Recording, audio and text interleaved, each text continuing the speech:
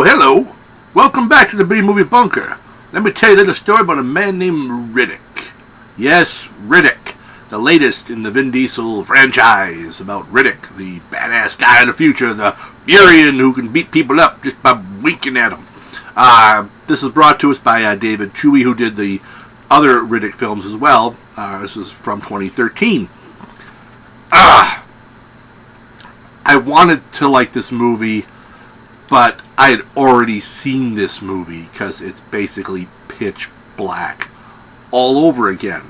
For the most part, just with a few more people that he gets to beat up, and a few other people have guns.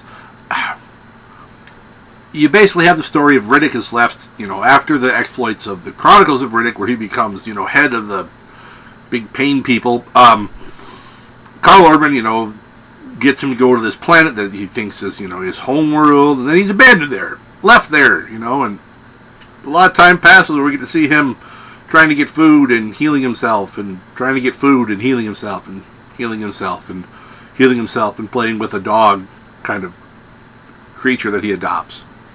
Until finally he figures something out, and he's got to call for help, basically, by calling in, because he knows as soon as he shows up on the screen, they're going to send bounty hunters after him. So, of course, mercs show up.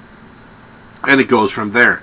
Then basically turning into, as I said, another pitch black movie.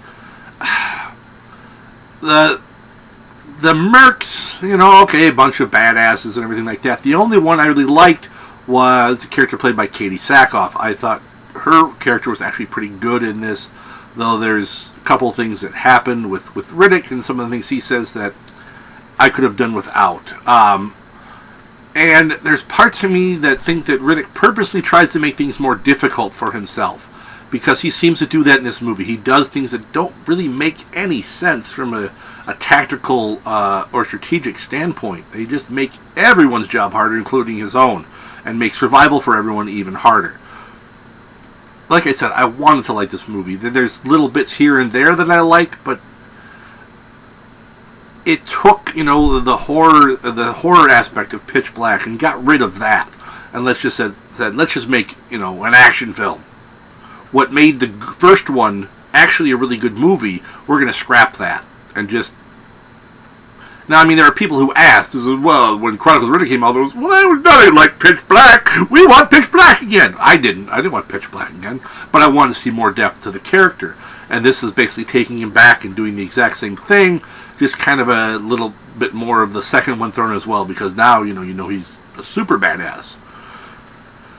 Scale of 1 to 10, it's kind of like David Chewy sat down and said, okay, let's do another Riddick movie. But before we do that, let's all watch Castaway.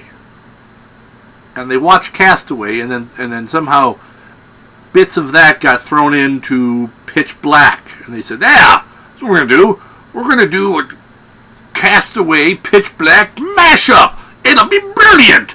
Except there's no volleyball that he's talking to. Instead, we'll give him some kind of weird CG dog. Yeah, that's what we're going to do. So we got Cast Black or Pitch Away. That's what we got. That's what it is.